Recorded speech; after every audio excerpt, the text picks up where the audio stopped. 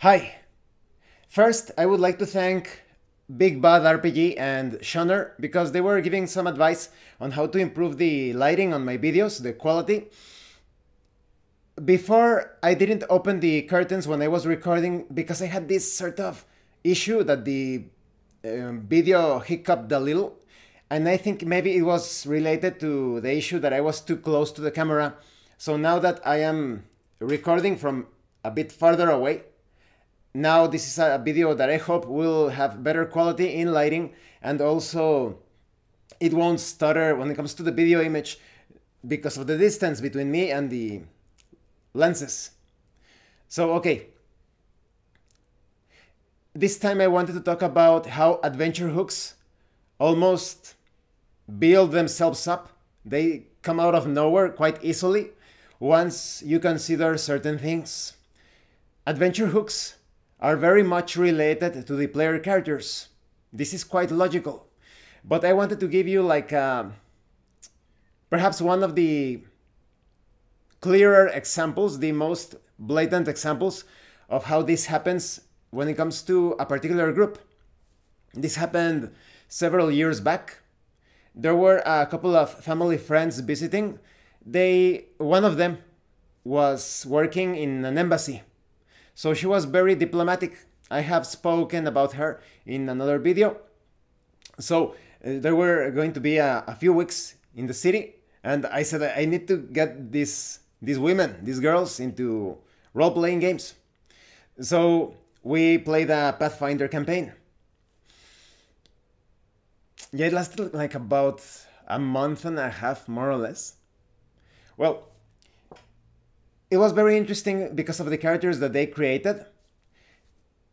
One of the two that I mentioned, the one working at the embassy, she created this barbarian. So I immediately thought, well, she is very diplomatic, highly diplomatic all the time. Maybe that's like a hidden desire of her of crushing and killing and burning stuff, like to release that stress. So it was pretty obvious that her motivations for creating a barbarian were that she wanted to wreck things up, destroy things, eliminate the enemy, all of that. And rage, of course. The other woman, well, her motivations were somewhat simplistic in comparison. Maybe you could say they were at the same level, but it's obvious that they wanted to have fun with the game. She created this bard, the bard that I talked about in the bardic problem video, and she was basically motivated when it comes to obtaining wealth, magical items. Specifically, she was all about the magical items. So it's also very easy to understand like that motivation. And the other player, she was separate. She was not from that little group. Let's say she was a regular player. And she created a druid, but mostly she was interested in exploring hidden places, anything that was hidden, forbidden, forsaken, whatever. So I decided to bring the two parties together, these two girls that were visiting and my regular player, and they started this campaign. So I thought, how can I come up with a hook? I wanted to connect them to a module. I actually used the one time I'm going to talk about that game, that introductory, the Dragon Quest game, that is basically old school D&D. There's a very interesting story behind how I finally acquired that game. I really like it. However, I barely managed to rescue it because of certain damage that was inflicted upon the box. That's another story for another video. But okay, this group, I immediately thought, I need to come up with a mixed hook. So you have this barbarian that wants to destroy things and kill the enemies and whatnot and rage. And you have this other, the bard that is looking for wealth and magical items. And you have the druid that wants to explore hidden and mysterious places.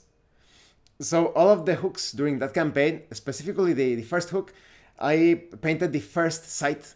It's basically a typical dungeon as a very mysterious place that no one has ever visited before, or no one has come back alive from it.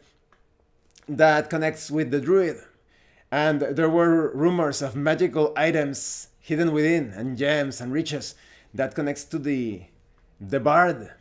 And there were many dangerous enemies and foes and great evil within, and all that connects with the barbarian. So you have an excuse to kill enemies, to obtain magical items, and it's a place hidden deep within. So this is a pretty, you could say, like a textbook example. And every other connecting session, I only had to come up with almost the same hook. A mysterious place with magical items and wealth, and there are enemies. Very simplistic, right? But let's go to a more complex type of situation. What if your players, there is one that wants to get into the political side, but another one wants to obtain magical items and riches as well, and the other one just wants to fight a particular faction? Then all of those desires, those purposes, they can be tied together. You could create an adventure hook with the faction that the other player is determined to stop. And whatever happens during that adventure is going to have serious political repercussions within the city where the adventuring party is staying at. And of course, there are going to be magical items. So it's all about the motivations of the player characters. It's even more clear when you understand that the player characters, no matter how different they are from their players, they are an extension of the psyche of those players. In the case of the diplomat, of the one working at the embassy, she obviously, that barbarian was like the hidden part of her that she just wanted to rage and throw away protocol and being calm and collected. She just wants to rage.